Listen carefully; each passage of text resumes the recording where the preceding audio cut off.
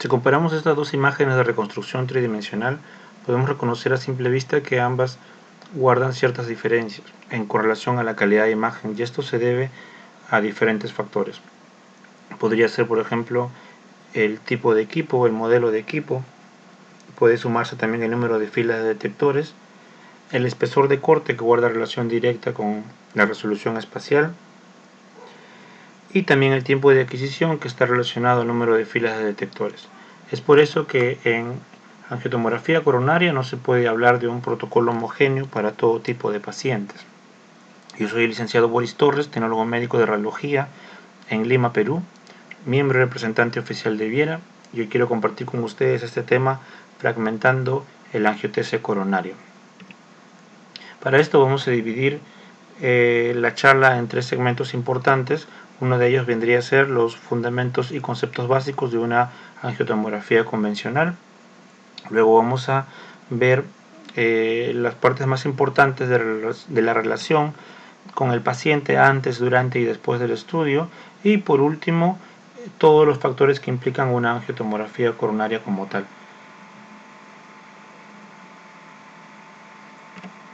Si partimos del concepto básico de una angiotomografía, podemos resumirlo en que es el seguimiento de un bolo de contraste en el momento exacto en que atraviesa un segmento o un trayecto vascular.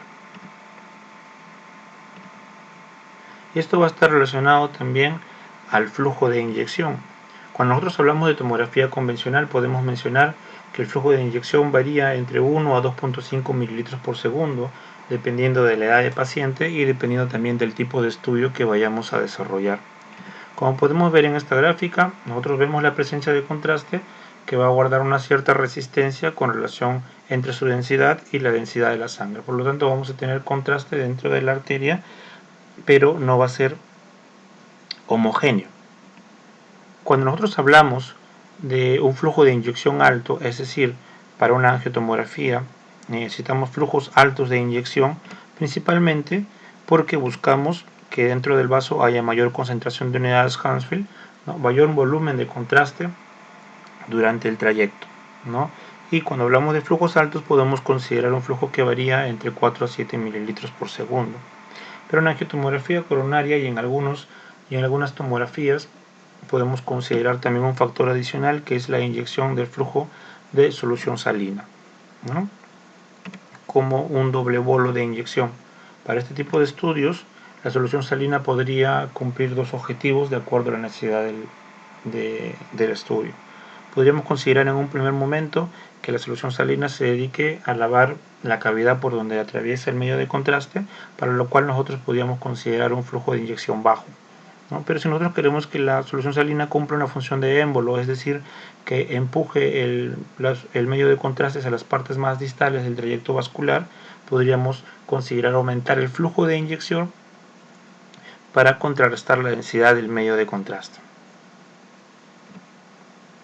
Alguna vez hemos tenido la idea de que al aumentar el flujo de inyección también hacemos que el corazón lata más rápido y por lo tanto llegue más rápido el contraste al segmento vascular de interés. Sin embargo, esto no pasa así. El objetivo de aumentar el flujo de inyección es que haya mayor volumen de contraste tanto en la cavidad cardíaca para después inyectar mayor concentración, mayor volumen de contraste durante el trayecto de las arterias, ¿no? Entonces, cuando disminuimos el flujo de inyección, va a disminuir el volumen y el porcentaje de concentración de contraste dentro del vaso, ¿no? Si aumentamos el flujo de inyección, aumentamos el volumen de contraste dentro del trayecto vascular. Otro de los puntos importantes que involucra una angiotomografía viene a ser los protocolos de detección del medio de contraste, ¿no? En un primer momento apareció el delay teórico, que viene a ser el concepto que nosotros tenemos, ya sea por bibliografía o por la experiencia, que nos indica en qué tiempo llega el contraste a un determinado segmento vascular. Luego tendríamos el test bolus, que es un segmento bastante sencillo, es un protocolo bastante sencillo donde nosotros calculamos en el tiempo a través de un sensado cuánto se demora en llegar el contraste a un determinado trayecto, ¿no? Para después colocar un delay teórico y tener la certeza de poder adquirir las imágenes en el momento en el momento más idóneo. Y luego tendríamos la técnica que es la más importante hoy en día y la más aplicable para angiotomografía coronaria, que viene a ser el bolus tracking, ¿no? El bolus tracking, a diferencia de los otros dos, tiene una característica principal que puede ser una detección y una aplicación de un comienzo de barrido en tiempo real, ¿no? Elegimos una imagen de referencia donde nosotros vamos a esperar la llegada del contraste y mediante este formato poder determinar el tiempo exacto donde vamos a hacer la adquisición.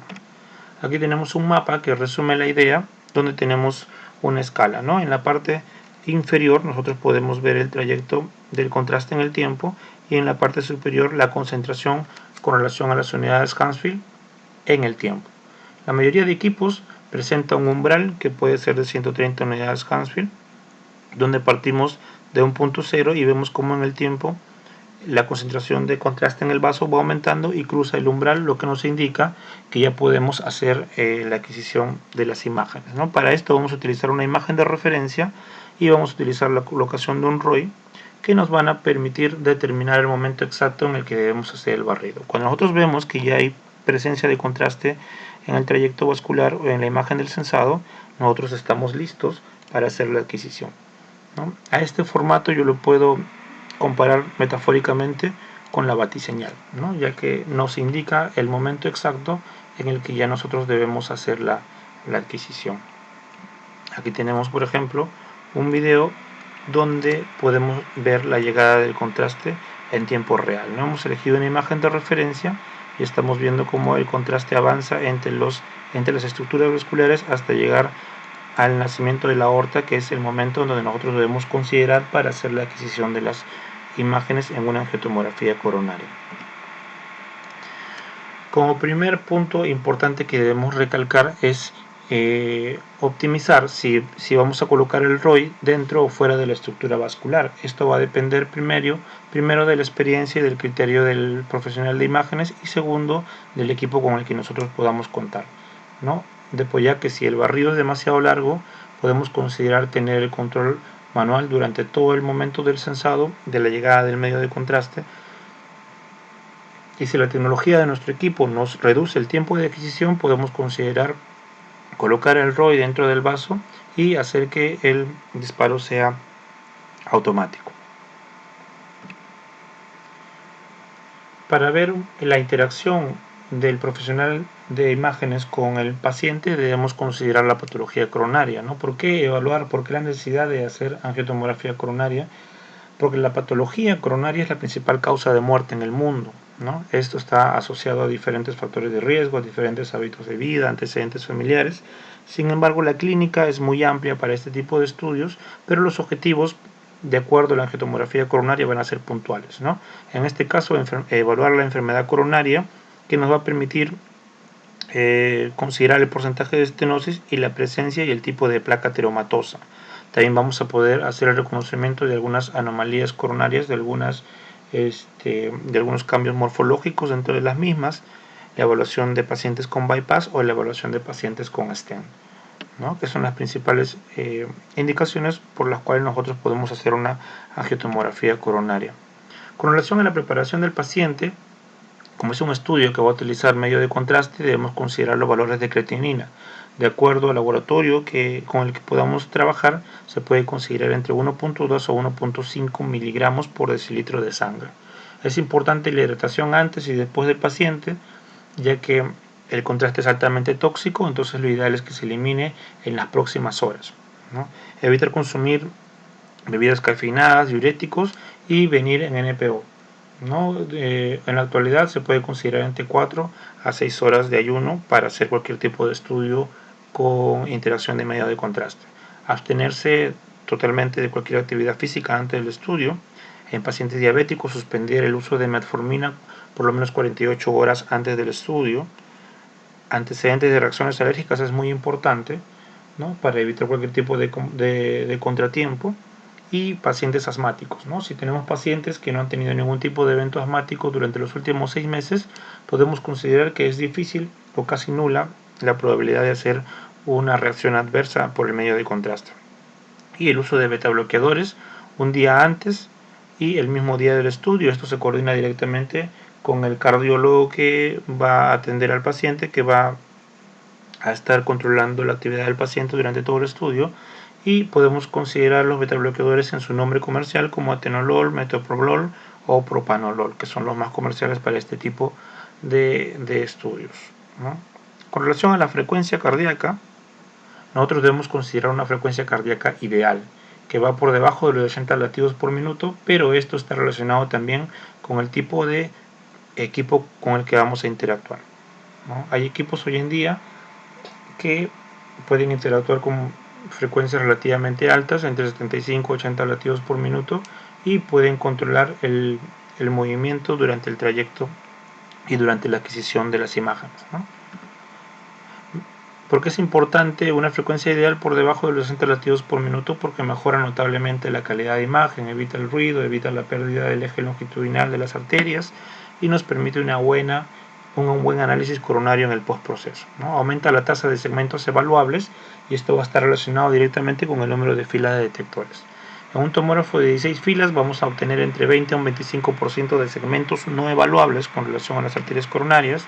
En un tomógrafo de 64 filas un porcentaje de 8 a 15 de segmentos no evaluables, y un tomógrafo de 256, como en el caso del Flash Definition de Siemens, podemos tener entre 2 a 3% de segmentos no evaluables. Aumento de la certeza diagnóstica, ¿no? Y el uso de betabloqueadores, ya lo habíamos mencionado, puede ser atenolol, propanolol, metoprolol, en su presentación de 50 a 100 miligramos, dependiendo de lo que considere el médico cardiólogo. Y en caso de necesitar por vía endovenosa se puede colocar propanolol de 1 a 10 miligramos dependiendo del criterio del médico a evaluar. Otro de los detalles que debemos tener con relación a la preparación del paciente es ser una buena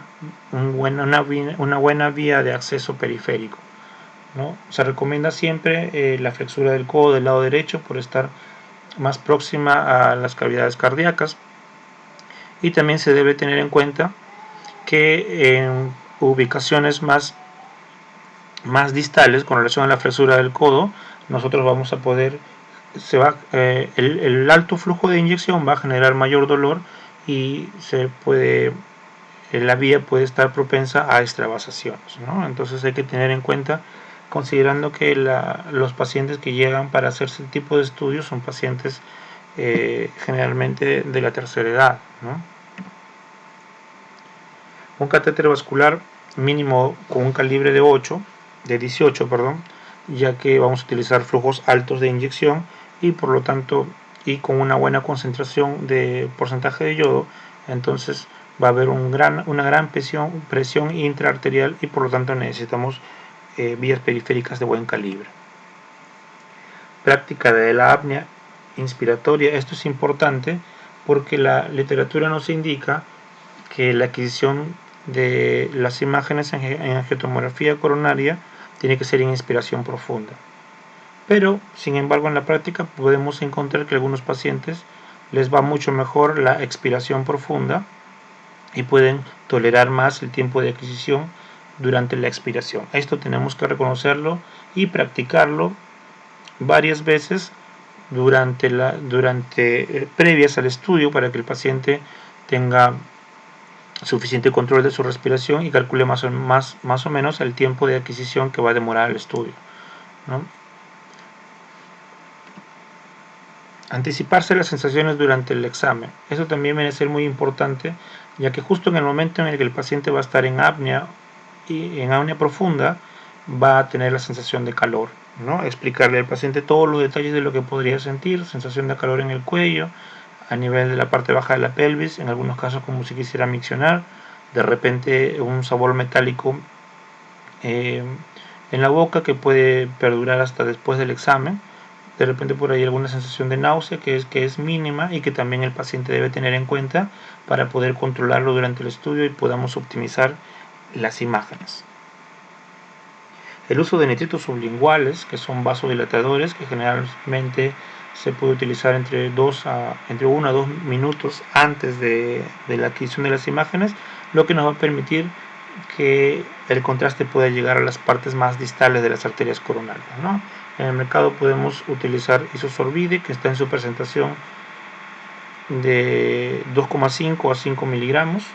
Uno de los inconvenientes con este medicamento, con este nitrito sublingual, es que termina produciendo cefalea intensa luego del estudio en los pacientes. Y otro de los ítems con el que cerramos esta parte es la comunicación con el paciente, que debe ser constante durante todo el estudio, ¿no? Hay que considerar que son pacientes que vienen para descartar una patología coronaria, una probable complejidad de infarto del miocardio. Entonces son pacientes que vienen con ansiedad, pacientes que vienen en ayunas, pacientes muchas veces de la tercera edad, y debemos brindarles toda la confianza y todas las facilidades durante el estudio para que el paciente se sienta cómodo y colabore durante la adquisición. Entonces pasamos a lo que es ya en sí el angio-TC coronario y vamos a ver qué necesitamos. Hoy en día un tomógrafo multicorte que tenga un cierto número de filas de detectores, porque nos va a dar una buena especificidad y un buen valor predictivo negativo, ¿no? Es importante tener ese detalle.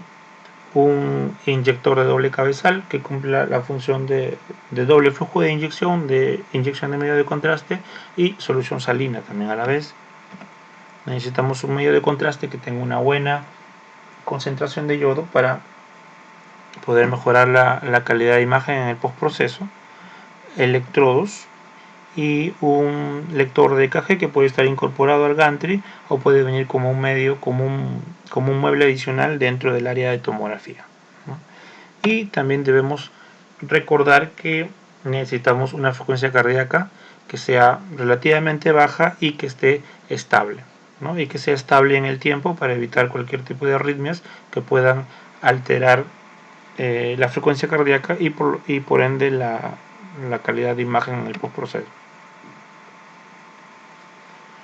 Y aquí viene uno de las gráficas más importantes para entender la angiotomografía coronaria, que es la coordinación en simultáneo del gating cardíaco con el tomógrafo, ¿no? Entonces acá vemos todo un ciclo cardíaco con sus picos PQRS y nos vamos a concentrar en los picos R, ¿no? Vamos a considerar que de pico R a pico R tenemos un porcentaje del 100% y la literatura nos indica que el porcentaje ideal para hacer este tipo de adquisiciones se encuentra en el 75% de todo este ciclo, ¿no?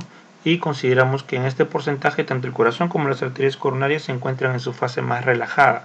A esto se le conoce como la telediástole o la parte más distal de la diástole, ¿no? Entonces, ¿esto es modificable? Sí, lo podemos modificar, es totalmente manual. Podemos nosotros considerar el porcentaje de adquisición ideal, pero va a variar de acuerdo al criterio del profesional de imágenes y de acuerdo a la interacción con el médico cardiólogo o el médico radiólogo que esté haciendo a la par con nosotros el estudio. Otro de los puntos importantes para hacer el reconocimiento del gating cardíaco viene a ser la colocación de electrodos, ¿no? Nosotros por cultura general sabemos que los electrodos tienen múltiples puntos de ubicación, pero para este tipo de estudios vamos a considerar una posición idónea por encima de las clavículas, ¿no? O muchas veces por encima de los pectorales. Algunas literaturas consideran que se debe colocar por encima de los hombros, pero en el caso de pacientes que son relativamente obesos, al momento de levantar los hombros se acumula gran cantidad de tejido adiposo y por lo tanto no hay una buena señal, no hay una buena lectura y nos podría condicionar el buen resultado del estudio en el postproceso. Otro de los modelos que nosotros podemos considerar viene a ser el formato en C o el formato en L de la posición de los electrodos, donde los electrodos superiores se colocan por encima del cuerpo del esternón y el último electrodo inferior en el último reborde intercostal izquierdo, ¿no? Y otro de los factores que debemos tener en cuenta es que apenas nosotros hayamos colocado los electrodos en el paciente, debemos ver la presencia de la sincronización del EKG con el lector de nuestro equipo, ¿no? Es decir, que aparezca en simultáneo la lectura del EKG tanto en el monitor como en la consola de nuestro equipo. En este caso tenemos una buena lectura, una buena señal de EKG y está reconociendo el equipo que tiene una frecuencia cardíaca de 70 latidos por minuto, ¿no? Es importante reconocer eso. Entonces acá tenemos la plataforma de General y podemos visualizar que en la parte superior central ya hemos colocado los electrodos y el equipo está reconociendo automáticamente la frecuencia cardíaca, pero como dato adicional debemos reconocer que debemos tener en cuenta que se esté reconociendo el porcentaje de adquisición. En este caso se le ha colocado un 75% para la adquisición de las imágenes y vemos en la parte superior izquierda que el equipo está reconociendo la frecuencia cardíaca y censando en el punto que ya hemos coordinado, ¿no? Acá tenemos dos ejemplos, uno que es la lectura del EKG sin sincronización y en la parte de abajo con sincronización. Es importante que nosotros primero reconozcamos o podamos reconocer la sincronización del equipo con la lectura del EKG y segundo que el equipo esté marcando la frecuencia cardíaca tanto en el monitor como en la plataforma en simultáneo y también que pueda reconocer el porcentaje de adquisición para ir planificando ya nuestra adquisición de las imágenes. Con relación a la adquisición de las imágenes, ya la dosimetría o la modulación de dosis con la que vamos a interactuar con el paciente, vamos a tener tres formatos que se han desarrollado con relación a la angiotomografía coronaria. En un primer formato vamos a encontrar el método retrospectivo, donde la dosis de radiación utilizada se mantiene constante durante todo el ciclo cardíaco, ¿no? El inconveniente principal es que puede ofrecernos gran cantidad de dosis al paciente.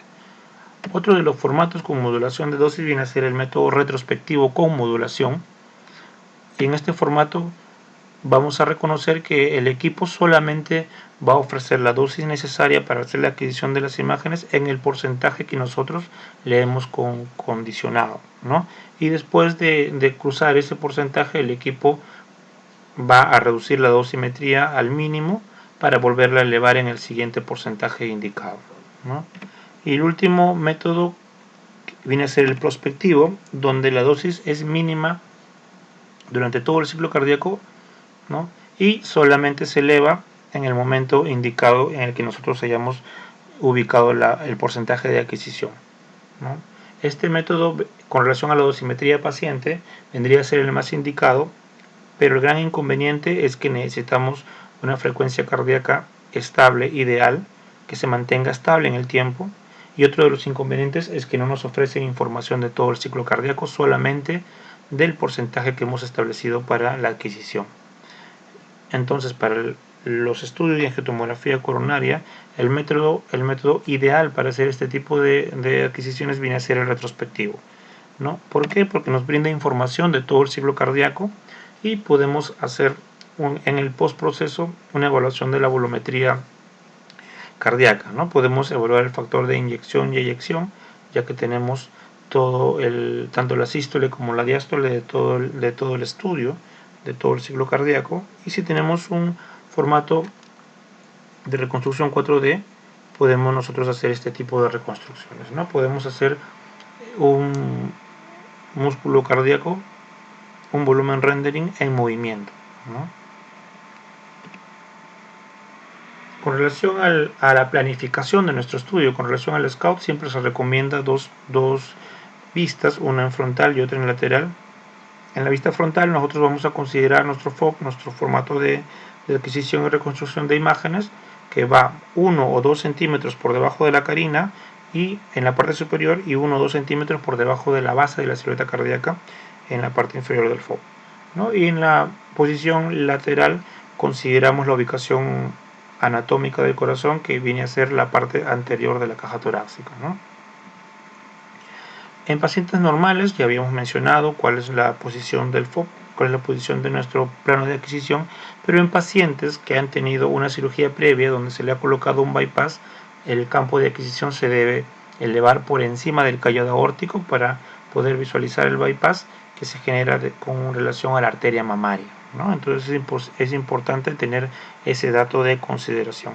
Aquí tenemos una reconstrucción 3D donde nosotros podemos apreciar el bypass que se ha realizado, ¿no? Y podemos ver que el campo de reconstrucción es mucho más amplio porque debemos incluir el músculo cardíaco, las arterias coronarias, el callado aórtico y el bypass que se hizo con la arteria mamaria, ¿no? En cuanto a los parámetros técnicos de adquisición, vamos a revisar algunos puntos importantes. El espesor de corte en un tomógrafo de 64 filas puede llegar a 0,625. Sin embargo, la última tecnología nos ofrece hoy en día espesores de corte muy finos que pueden llegar hasta 0,25 milímetros, ¿no?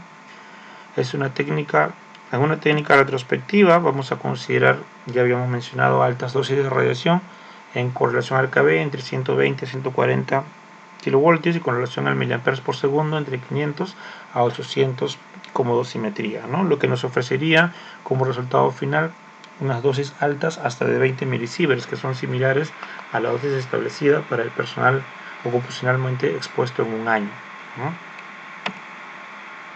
Con modulación de la corriente del tubo vamos a considerar que hay una reducción de dosis entre el 30 al 50% y con una técnica retrospectiva baja notablemente la dosimetría paciente, llegando a alcanzar dosis de radiación con relación al miliamperes por segundo entre 150 a 210, ¿no? La rotación del tubo va a variar con relación a la tecnología. Una de las últimas tecnologías que tenemos viene a ser la del Flash Definition de Siemens, de 256 filas, donde su mínima rotación de tubo es de 0,27 por segundo, ¿no? En tomógrafos de 64 filas podemos encontrar diferentes formatos que van desde el 0.35 hasta el 0.4 hilos de tubo por segundo, ¿no? Los tiempos de adquisición van a variar por múltiples factores, por el tiempo de rotación, por la cantidad de filas de detectores, ¿no? En algunos tomógrafos puede alcanzar entre 4 a 5 segundos como máximo. En tomógrafos de 64 filas entre 9 a 12 segundos, y en el tomógrafo donde nosotros hemos tenido la experiencia de poder trabajar, el tiempo de adquisición demora entre 15 a 20 segundos aproximadamente, dependiendo de la planificación. Con relación a los parámetros técnicos, en cuanto al flujo de inyección, acá tenemos un equipo de doble cabezal, un inyector de doble cabezal de la marca Magincrot que nos permite hacer doble flujo de inyección, ¿no? Vamos a considerar un inyector de doble cabezal. El volumen de medio de contraste va a variar de acuerdo a múltiples factores, ¿no? De acuerdo a la teoría, nosotros vamos a considerar que puede ser de 1 a 2 mililitros por kilogramo de peso, pero también deberíamos considerar el tamaño del corazón. Es decir, si el ventrículo izquierdo es relativamente grande, o el corazón o la secreta cardíaca es relativamente grande, deberíamos considerar aumentar el volumen de contraste a utilizar. También debemos considerar el tiempo de barrido como factor determinante para el volumen de contraste. A mayor tiempo de barrido vamos a necesitar mayor volumen de contraste, mayor cantidad de contraste. Y otro de las consideraciones viene a ser el tipo de patología. Ya hemos visto que cuando hacemos pacientes que han tenido bypass, el barrido se prolonga por encima del callado aórtico, entonces por lo tanto necesitaríamos mayor cantidad de medio de contraste porque también el barrido se va a extender. El flujo de inyección puede variar entre 5 a 6 mililitros por segundo dependiendo del criterio del profesional de imágenes. Se recomienda un contraste que sea no iónico y de baja osmolaridad para reducir las reacciones adversas, ¿no? En una presentación de 370 de concentración de yodo, existen en el mercado americano, norteamericano, hasta de 400, pero en nuestro país contamos con un porcentaje de concentración de 370, ¿no? Una presentación de 100 mililitros y la solución salina, que va a variar con relación a su volumen, que puede ser de 40 a 50 mililitros, y vamos a optimizar el flujo de inyección de la solución salina con relación al objetivo que le vayamos a dar. Si ya habíamos mencionado que solamente queremos lavar las cavidades por donde ha pasado el medio de contraste, necesitaríamos un flujo de inyección entre 2,5 a 3 mililitros por segundo aproximadamente, ¿no? Pero si nosotros queremos que la solución salina cumpla la función de émbolo y nos permite empujar el contraste hasta el trayecto más distal de las arterias coronarias, deberíamos considerar aumentar el flujo de inyección para que contrarreste la densidad del medio de contraste. La técnica para el sensado viene a ser el bolus tracking, donde lo podemos colocar en el ROI, en la aorta ascendente, ¿no? Con un umbral de 120 a 130 unidades Hansfield que ya está preestablecido, y el disparo puede ser manual o automático dependiendo del tipo de patología, dependiendo de cómo el paciente se acomode a la adquisición de las imágenes, se acomode al protocolo de estudio y dependiendo también del equipo que tengamos, ¿no? Como les había mencionado, el equipo en el que nosotros trabajamos tiene un tiempo de barrido entre 15 a 20 segundos, entonces desde mi experiencia prefiero controlar de manera manual la llegada del contraste y poder determinar en todo momento el comienzo del estudio, el comienzo de la adquisición. Aquí tenemos una imagen referencial que es un corte indicado para hacer el bolus tracking, que es 1 o 2 centímetros por debajo de la carina, ¿no? En este corte nosotros vamos a tener dos estructuras importantes que van a interactuar directamente y de forma muy importante con la adquisición del estudio, que vienen a ser tanto el nacimiento de la aorta como las arterias pulmonares. Si nosotros consideramos los tiempos vasculares, vamos a ver que entre la arteria pulmonar y el nacimiento de la aorta existe un tiempo referencial entre 4 a 6 segundos. Y esto que nos permite que cuando nosotros visualizamos la llegada del contraste de las arterias pulmonares, podemos indicarle al paciente que tome aire y que lo contenga, ¿no? Entonces, en ese lapso, el paciente va a hacer el apnea respectiva y va a poder estabilizar su frecuencia cardíaca para nosotros proceder a hacer luego la adquisición, ¿no? Entonces vemos en estas imágenes cómo el medio de contraste ha ido avanzando en el tiempo y hemos podido ver cómo se han pintado primero las arterias pulmonares y luego la presencia del contraste en el nacimiento de la aorta, ¿no? ¿Qué pasa con el formateo y proceso de las imágenes? Ya estamos entrando a la parte final de nuestra adquisición. Vamos a sacar la plataforma de Siemens donde vemos el Field of View y habíamos explicado cuál es el parámetro que debemos considerar. Vemos en la parte de la derecha ya la adquisición de las imágenes con una buena calidad de imagen, una buena resolución, y vemos en la parte de abajo que todavía se mantiene el sensado de la frecuencia cardíaca, ¿no? ¿Cómo podemos reconocer antes de retirar a nuestro paciente que nuestro estudio ha sido óptimo? Primero, porque debemos diferenciar con una buena resolución las estructuras anatómicas del músculo cardíaco, ¿no? Es decir, diferenciar las cavidades cardíacas, diferenciar las estructuras vasculares con una buena calidad de imagen, una buena resolución espacial y sin ningún artefacto de movimiento, ¿no? Otro de los indicadores que nos determina que el estudio se ha realizado correctamente con relación al tiempo, con relación al sensado, con relación al uso de medio de contraste y solución salina, es la presencia del medio de contraste exclusivamente en la cavidad del ventrículo izquierdo.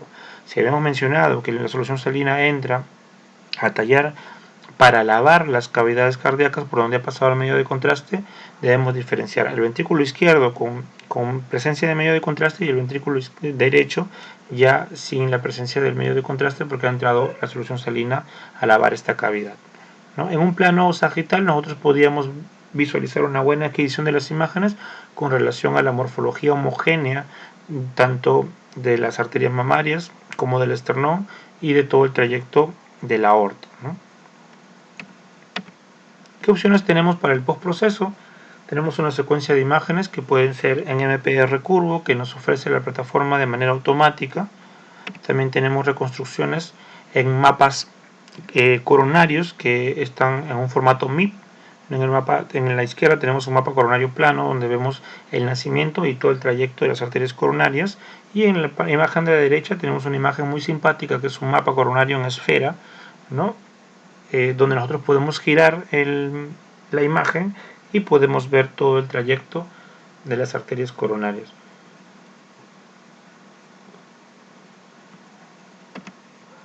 Aquí tenemos una imagen en BRT del músculo cardíaco y de las arterias coronarias. En el caso de que podamos editar el video, es una de las formas en las que podemos graficar esta reconstrucción 3D. Tenemos también la imagen de lo que se conoce como el árbol coronario en dos formatos, un formato BRT y un formato MIP volumétrico, donde si nosotros cogemos esta imagen y podemos hacer una reconstrucción inversa con relación a la escala de grises, podríamos simular una angiografía por sustracción digital muy interesante, ¿no?